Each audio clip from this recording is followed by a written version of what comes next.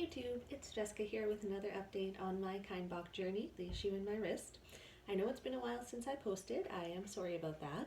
I had hoped to have an update to you guys by about January, early January, and now here we are. It's early March. So sorry, life got crazy. So since it has been a while, I decided this will be a two-part video. So this is part one, and I will leave a link below for part two. Quick recap of where we last were when I last posted. I was waiting for a doctor's appointment to discuss going for an MRI of my wrist. That appointment was for December 31st of 2019, and I did end up going to discuss with my family doctor the MRI. But surprisingly, before I even made it to the family doctor, I got a phone call from the surgeon with an appointment to go get a consult with the surgeon. And for those of you who have not had any experience with the Canadian healthcare system, referrals to specialists do not happen quickly, especially if they aren't like a critical, urgent matter. So, for example, I have a totally separate dermatology thing that I need to see a dermatologist for, and it's not urgent, so yeah, I got referred to that dermatologist last summer, and my appointment is coming up at the end of March, so like 9 months of waiting to see a dermatologist. But luckily my family doctor had marked, I guess probably because the issue with the wrist is progressive, so you want to deal with it sooner rather than later. My family doctor had marked the referral that she wanted me to be seen on a somewhat urgent basis. So I got in with like 3 weeks, within about 3 weeks of the referral being sent in. So I had my appointment January 10th. And yeah, like I said, knowing what I do about our healthcare system, I was super excited that it happened that quickly. I thought I would be waiting months. So on January 10th, I went with my husband to the Hand and Plastics Clinic in St. Paul's Hospital, downtown Vancouver, British Columbia.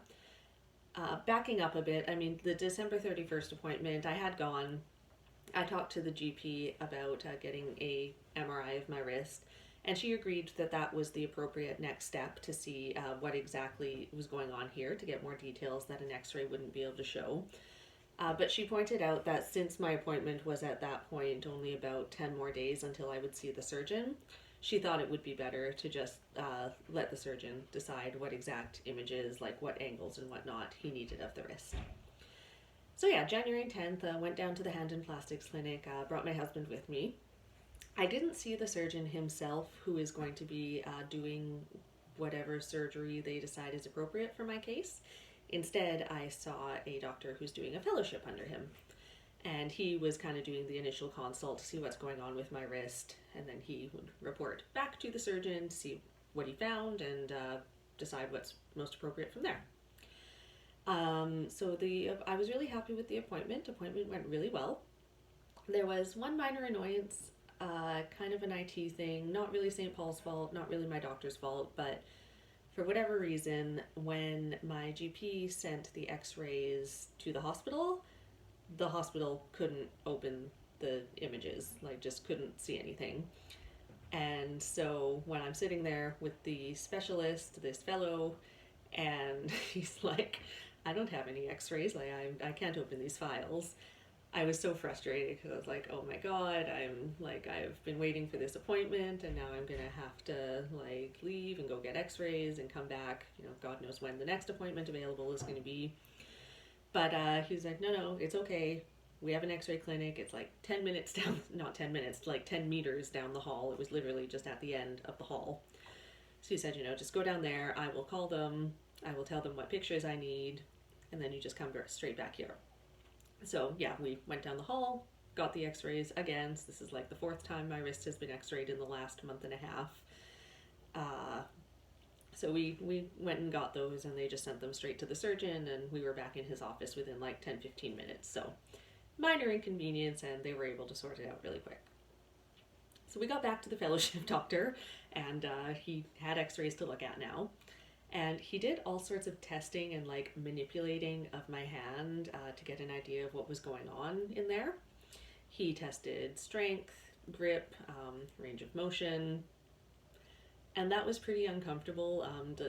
Not really testing just the strength where he's having me like squeeze, but testing the range of motion, especially that was uncomfortable at points because like he was really like bending my wrist all sorts of directions, and not just like bending my wrist. He was like with his thumb like really digging in to the area where the lunate bone is as he was rotating so that he could feel everything in there.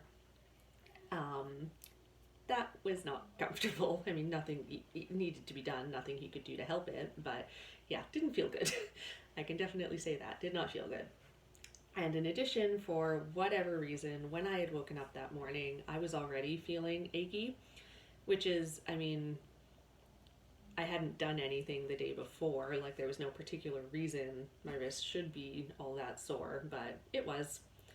And I had thought before going to the hospital I shouldn't take any Advil, which I would usually do to try to dull the pain, because I'm seeing the surgeon and he should see and get an idea of how much pain I'm in on a daily basis when I don't have any medication.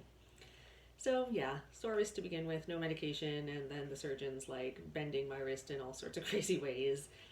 I came out of that appointment so happy that I had my husband with me, because like honestly the pain was at the point that I didn't even think I would be able to drive. Like I didn't think I could hold onto the steering wheel and keep my wrist in whatever position for steering. I didn't think I would be able to do that for like the 20-minute drive home. So anyways, the fellowship doctor looked at the x-ray and he confirmed, yeah, absolutely, it is Kienbock disease.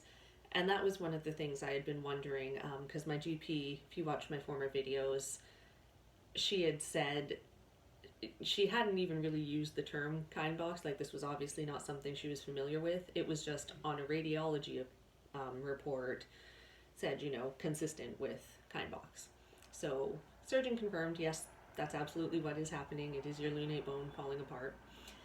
And he showed us the x-rays. This is actually the first time I've seen the x-ray of my wrist. It's usually been like me sitting in a chair and the doctor staring at the computer, which I cannot see, and looking at it. So he actually showed me the x-ray and he pointed out very clearly the bone is in two pieces now. There's a fracture right through it and it's separated. Two pieces, I hope. That was January 10th. I hope it hasn't fractured any further since then. I know it's progressive, but one can hope it wouldn't be progressing that quickly. So hey, fingers crossed, only two pieces.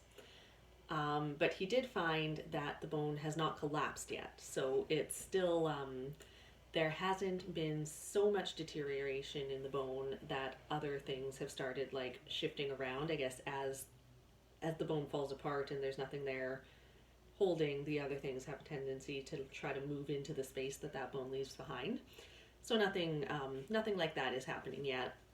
And there's not much arthritic damage yet, which is another concern. As that bone falls apart, it can cause arthritis in the area. So the appointment ended with the doctor advising that I get an MRI in order to best decide what surgery would be most appropriate. He said he would submit a requisition for the MRI, and in the meantime, he would speak to the supervising surgeon about my case, and he asked me to set up another appointment with the surgery department once I had gotten my MRI done. And waiting for that MRI is where everything got, like, I have never had that much frustration dealing with the medical system. Everything just got so upsetting and went downhill. Yeah, so I will talk about that in the next video. That's it for this part. Part 2, I will talk about what exactly happened with all the MRI confusion. I'll talk about how MRIs work in Vancouver, BC, and where things went wrong for me. And I'll also talk about some of the fears I had associated with the MRI and what solutions my family doctor helped me come up with. So, thanks!